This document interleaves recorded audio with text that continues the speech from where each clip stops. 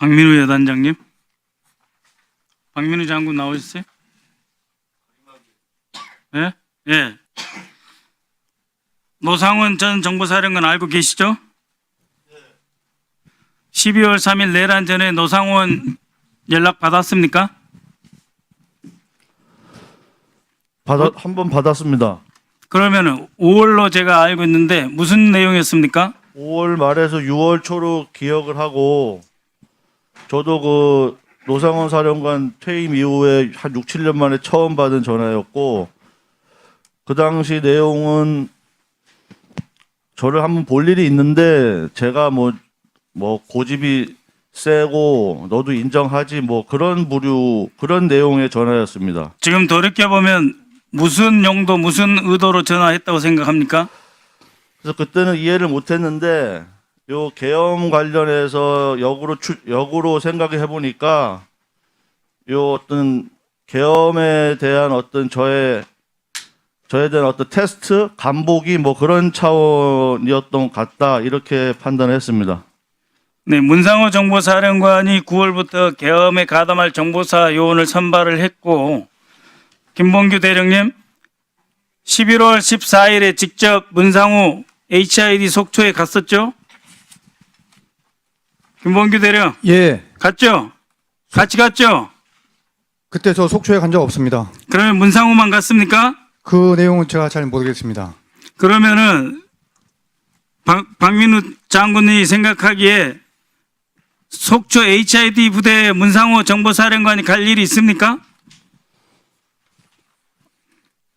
사령관이 속초 부대는 그 중요한 부대이기 때문에 한 분기에 평균 한 번 정도 그렇게 정기적으로 사실은 방문을 합니다. 그러면은 김태효가 방문하는 것과 같은 성격입니까? 김태효 안보실 1차장. 김태호 안보실 차장이 간 거는 처음이었습니다. 안보실에서 방문한 거는 제가 알기로는 처음이었습니다. 박 장군이 여단장 직무 배제 이후 문상호가 해당 여단 거의 매주 방문했다고 합니다. 지극히 비정상적이죠. 저는 휴민트 괴멸된 걸 다시 세울 줄 알았는데 그게 아니고 쿠데타 준비였어요. 그래서 그 당시 저도 뭐 내부 직원들한테 뭐 이런저런 소리를 들었는데 제가 직무 배제된 이후에 조직이 좀 동요를 하니까 조직을 좀 추스르기 위한 목적도 있었고 또 어떤 조직을 추스리려고 쿠데타입니까? 휴민트 900여단 과거 지원정권 이름 밝히지 않겠어요. 900여단 다 괴멸됐는데. 예, 제가 들은 얘기는 이제 여단장이 직무 배제됐기 때문에 사령관이 직접 그 휴민트 조직을 장악하기 위한 그런 목적이 있었던 것 같다 이렇게 얘기를 들었습니다. 1분만 마무리하세요. 정보사 휴민트망이 괴멸됐는데 방첩사 잘 알고 있죠? 방첩사령관. 네.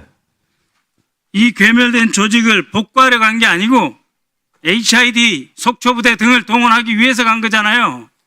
그래서 조직을 장악하기 위한 의도가 있다라고 저도 들었습니다. 조직을 장악해서 결국 선관위 장악하는 데 썼고 노상원에게 조직을 통째로 바쳤어요. 900여단장 출신으로 이 일에 대해서 어떻게 생각하십니까? 저도 굉장히 안타깝고 대한민국 최고의 기밀부대 정보사령부가 쿠데타에 맨 앞장서고 HID 40명 현장 투입하고 선관위에 빠루, 야구방맹이 그리고 짝두, 망치, 니퍼 이런 거 들고 가게 된 이 사건에 대해서 900여단장 출신으로 어떻게 생각하십니까? 한번 말씀해 보세요. 제가 제일 안타깝고 가슴 아픈 부분이고 제가 어떻게 해서라도 그 여단장 자리를 지켰으면 이런 일이 좀 여기 계엄 준비에 이렇게 동원되는 일이 없었을지 않을까 하는 차원에서 저도 책임감을 느끼고 있습니다. 장군은 김영현 라인이 아니고 신원식 라인이죠? 그런 상황은 제가 모르겠습니다. 그래서 잘렸잖아요. 문상호가 문상호가 잘리기 직전에 유인배우 신원식 장관도 전에 전혀 몰랐습니다. 장관님 오시고 그때 처음 봤습니다. 노상원이 대한민국의 가장 비밀스러운 부대에 대해서 자, 이렇게 영향력을 행사한 것은 자, 의원님 정리해 주세요. 윤석열 때문이라고 생각하십니까? 잘 못 들었습니다.